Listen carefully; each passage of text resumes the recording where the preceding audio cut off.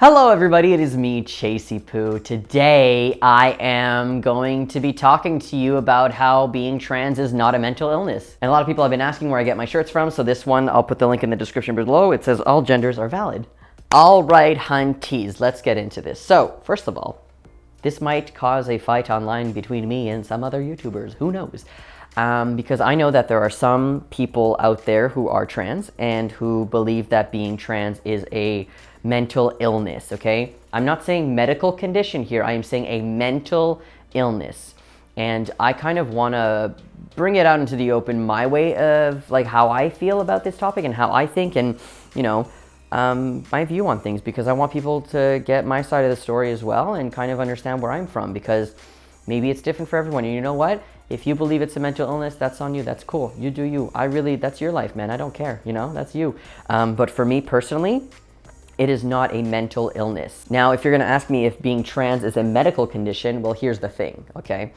In order for things to be covered by insurance and stuff like that, you need to have a diagnosis of gender dysphoria.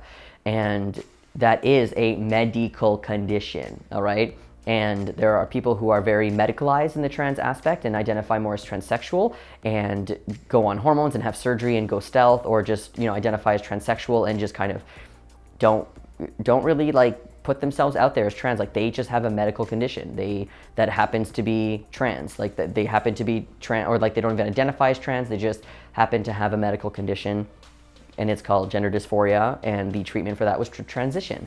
Now, for me personally, I don't see that as a medical condition. I did need medical intervention in order to help me be comfortable and transition, but for me personally, my trans identity is more identity-based, I guess is how I could explain it. I do have a diagnosis for gender identity disorder, because I'm old, and I transitioned a long time ago, but it makes me feel good that there are, you know, 2-3 different schools of thoughts, and we could kind of openly discuss them. So, trans not being a mental illness is controversial. Why? So I think that there are people out there who want it to be a mental illness, because that way it's more of a valid thing maybe for some people, where they see that it's in the DSM and they get diagnosed and there's treatment. So there's like, you have depression, treat it with antidepressants, you know? So it's like, it's a valid thing and it's real, it's concrete. Here's scientific evidence, sorry.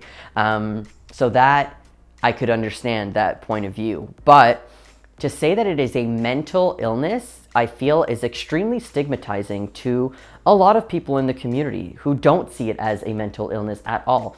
Look, I have a lot of mental illnesses. I was recently diagnosed with PTSD, OCD, generalized anxiety disorder, and BPD traits, okay? And I've known I've had those things for years, and I just now got a diagnosis. And if you want more about that, there's more videos on my channel about my diagnosis and stuff like that if you really want to know more. But the point is that I have these clinical kind of diagnoses to help me, and having those diagnoses have helped me because now I have therapy. I have access to different types of therapy that I wouldn't have had without this diagnosis.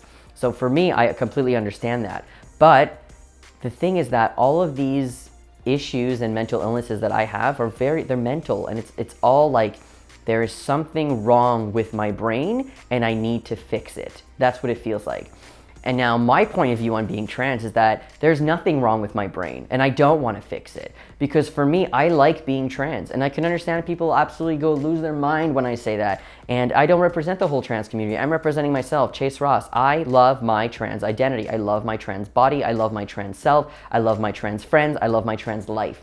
I have been growing up in this trans bubble for the last 10 years, and I have learned to embrace myself and love who I am, and to see the thing that I love the most be seen as a mental illness. The thing that I love the most, it's not the thing that I love the most about me, but it's a very big aspect of my life that I love to embrace, and I like to do that. I embrace my trans identity, and it makes me feel good to talk about it and to be open and to educate people who, you know, are super confused and don't know what's going on.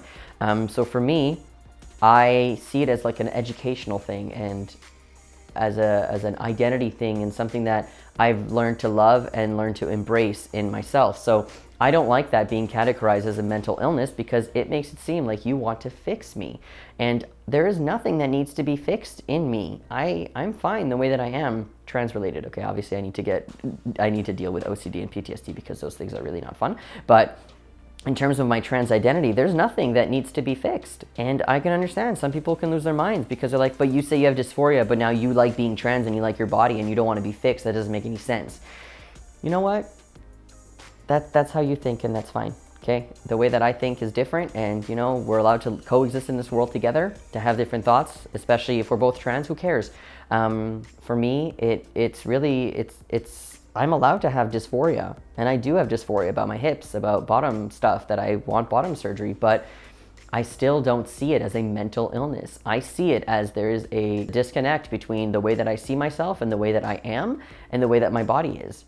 And as the years go by, the dysphoria has changed from top to bottom to hips to top again to bottom to needing top surgery to not needing top surgery to needing top surgery, going on T, going off T. Like, I've just kind of gone where my body has told me to go, and I've really listened to myself and my brain and what I need.